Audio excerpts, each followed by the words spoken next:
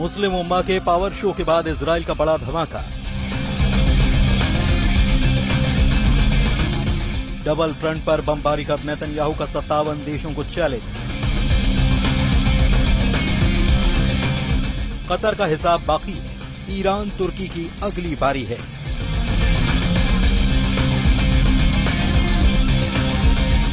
उनतीस सितंबर, अरब की नेटो से ट्रंप का एनकाउंटर।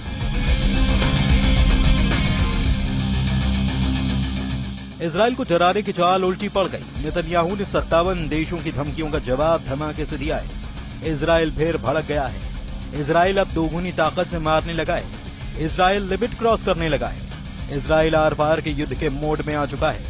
इजराइल ने 4 एंड फाइनल की तारीख भी तय कर ली है। इजराइल के प्लान पर ट्रंप के मोहर लगते ही अरब वर्ल्ड में बारूदी बवंडर उठेगा, कई देश जलेंगे। नेतन्याहू ने क्लियर कट कहा है कि हमास का साथ दे रहे देशों को बर्बादी झेलनी होगी, जिसमें कतर भी है, तुर्की भी है, ईरान भी है और सीरिया भी है।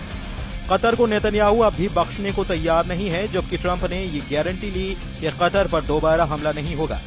आखिर कतर से इजराइल कट्टर दुश्मनी निभाने पर क्यों तुल गया? क्यों कतर का एक एक कदम नेतन्याहू का दिमाग गर्म करता जा रहा है? इजराइल के हमले के बाद जिस तरह से कतर ने मुस्लिम देशों की लामबंदी की, जिस तरह से इस्लामिक शिखर सम्मेलन से इजराइल को एटमी धमकियां दी गई, जिस तरह से कतर के अमीर जॉर्डन पहुंचे, वो इजराइल को नागवार गुजर रहा है।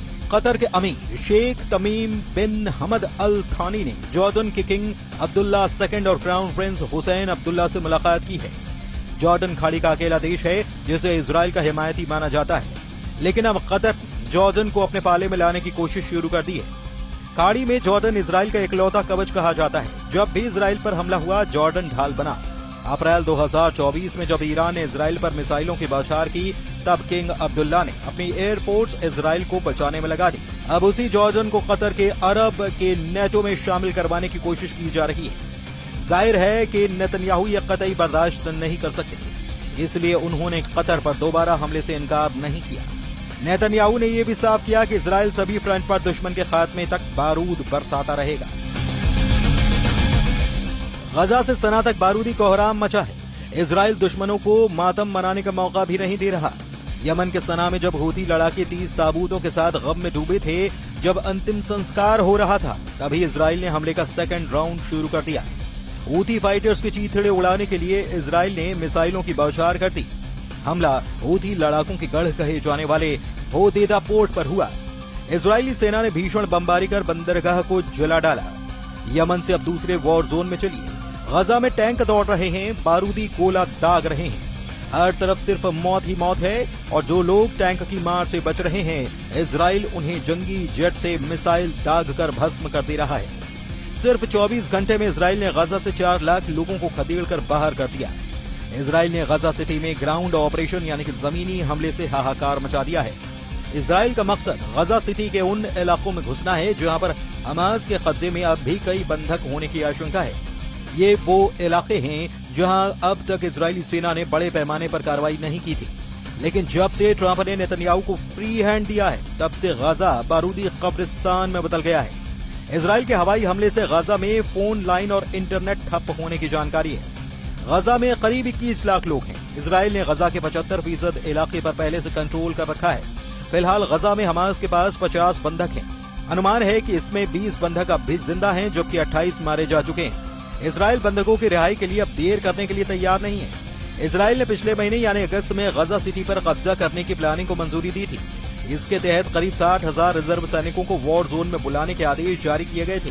प्लान के मुताबिक गजा सिटी पर कब्जे के अभियान के लिए कुल 1.30 लाख सैनिकों की तैनाती की गई।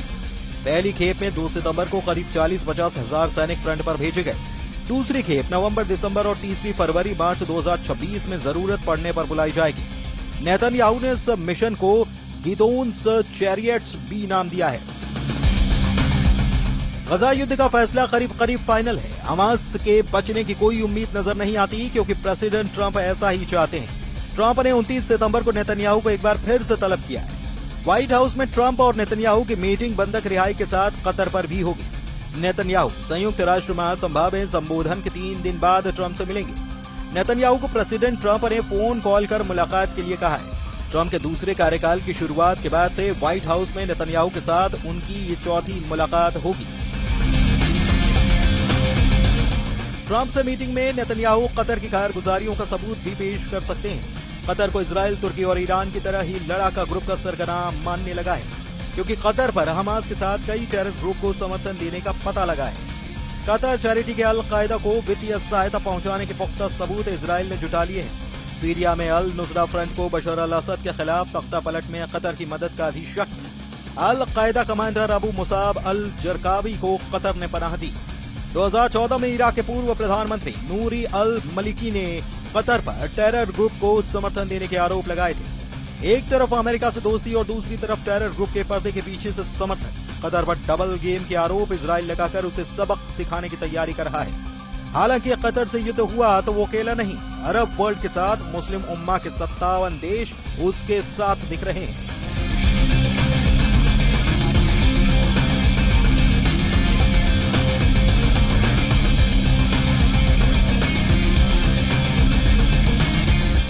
आर्थिक रूप से मजबूत अरब देश कहा जाने वाला कतर है तो बहुत छोटा, लेकिन हथियारों के मामले में सबसे बेहतरीन वेपन सिस्टम से लैस है।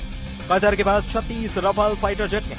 कतर के पास 24 यूरो फाइटर टाइफून जेट हैं। कतर के पास 37 F-15 ईगल लड़ाकू विमान हैं। और ये ताकत कतर को अरब देशों में सबसे ज्यादा मजबूत एयरपोर्ट भी बनाती है।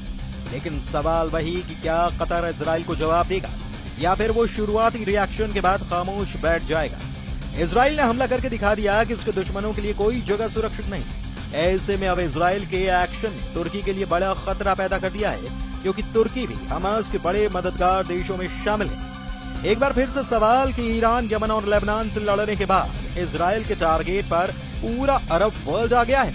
और अब इस युद्ध में बाकी अरब देश भी क्या कूदेंगे, क्योंकि सऊदी अरब ने भी कह दिया है कि वो कतर के साथ खड़ा है और कतर के लिए वो अपनी पूरी ताकत का इस्तेमाल करेगा।